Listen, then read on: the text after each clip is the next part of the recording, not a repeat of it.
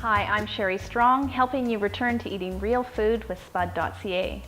Today I'm cooking one of my favorite winter warming soups. It has a lot of ingredients for things that I usually tend to prepare more simple soups, but this was one that I just started putting the ingredients together and I come back to time and time again because it is so pretty, it's so delicious, so nourishing.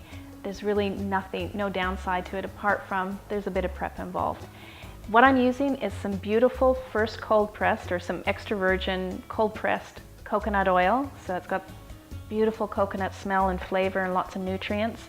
I've got some garlic that's been freshly minced, thyme, coriander, cumin, and ground fennel seed, all ground, some natural sea salt, fresh cracked pepper. I've got carrots, beautiful carrots in season, and some yam, and some potato, and sweet potato, and beautiful onion that's been diced, and some celery, leek, and some kale. What I've done ahead of time is I've cooked off some black beans, and I love the color of black beans, I love the flavor of them.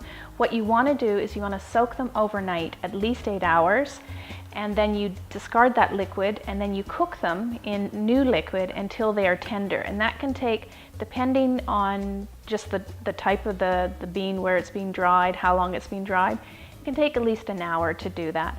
The other alternative, what you can do is if you don't want to use the dried beans, is you can get a can of beans and you want to drain that and then use the beans from it. It's very simple. We're going to go over to the stove now. I'm going to saute my basic ingredients in the cold pressed coconut oil, and then I'm going to add my water to it and the beans to it, and I add the kale towards the end of the soup when the potato is all tender. To start off, the coconut oil is going in, and when that's melted,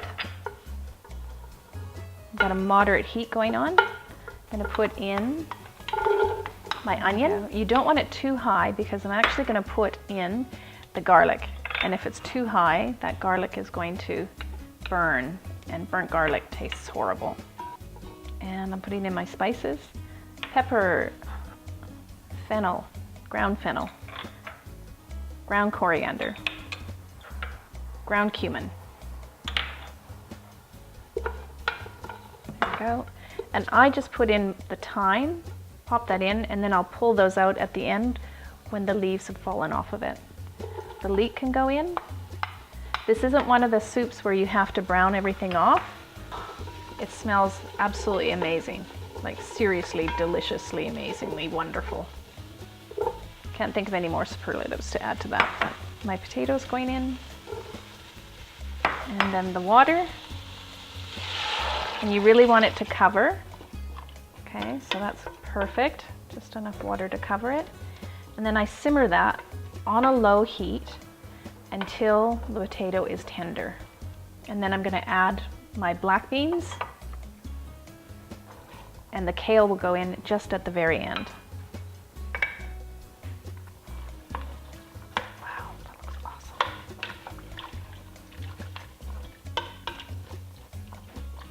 And it seriously is one of my most favorite soups that I've ever created. So it's been about an hour since my soup's been on. I like to cook it at a very low temperature, slow, because what you'll find is the slower you cook it, the softer and smoother and the more flavor actually comes out in the soup. And I added my kale about 10 minutes ago, and this is what my soup looks like. So it's chunky, the smell, everyone is commenting on how delicious it smells. This is the finished sweet potato, kale, and black bean soup. It smells amazing and I can't wait to taste it. I hope you'll try this recipe soon.